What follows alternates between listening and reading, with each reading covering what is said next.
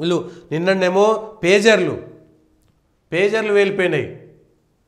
పేజర్లలో ఎక్కడో వేరే దేశంలో తయారైన తైవాన్లోనో ఇంకెక్కడోనో తయారైనటువంటి పేజర్లలో ఇజ్రాయెల్కు సంబంధించినటువంటి గూఢచారులు అక్కడ పేజర్లను తయారు చేసే కంపెనీలలో కూడా వాళ్ళ గూఢచారులను పంపించి ఈ లెబనాన్కు ఎక్కడెక్కడి నుంచి సరఫరా అవుతున్నాయో కనుక్కొని ఆ మ్యానుఫ్యాక్చరింగ్లోనే, అంటే ఎంత ముందు చూపు, దీనికి ఎంతకాలం నుంచి వ్యవస్థ సాగుతున్నట్టు.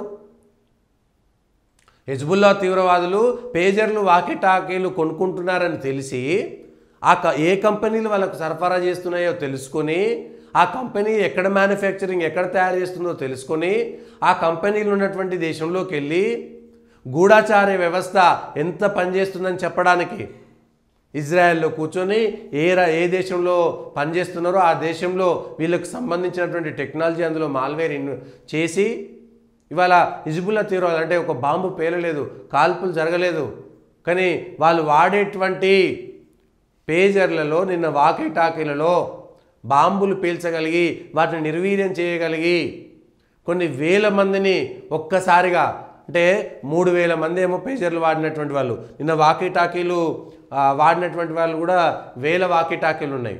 అవన్నీ పేలిన తర్వాత వాళ్ళ శరీర భాగాలన్నీ ఛిద్రమైపోయినాయి. వాళ్ళు బతికినా కూడా మళ్ళీ తీవ్రవాదానికి పోయేటువంటి పరిస్థితులు లేరు. వాళ్ళ పరిస్థితి, వాళ్ళ శరీర భాగాలకు సంబంధించి ఏవి పనిచేయవు. అంటే ఎంత చాకచక్యంగా వ్యవహరించినట్టు. 2000 మంది 3000 మంది తీవ్రవాదులు తిరిగి ఆ స్థితిలోకి వెళ్లకుండా, వాళ్ళు మళ్ళీ ఉగ్రవాదం వైపు లేకపోతే వాళ్ళు ఏమీ పని చేయలేకుండా శరీరం చచ్చుబడిపోయే విధంగా చేసినటువంటి వ్యవహారం వల్ల ఒకేసారి ప్రాణ నష్టం పూర్తిగా జరగలేదు, కానీ వాళ్ళకు భయం ఒకటి క్రియేట్ అయిపోయింది. దానికి తోడు వాళ్ళ శరీర భాగాలు పనిచేయవు, వాళ్ళను బాగు చేసుకోవడానికే సమయం సరిపోతుంది. వాళ్ళు 3-4 నెలలు వాళ్ళు రెస్ట్ తీసుకోవడానికే సరిపోతుంది. ఆ తర్వాత కొత్తగా రిక్రూట్మెంట్ అయ్యి ఇదన్నీ చేసేసరికి ఎంతకాలం పడుతుంది? అంటే ఇది చాకచక్యమా కాదా?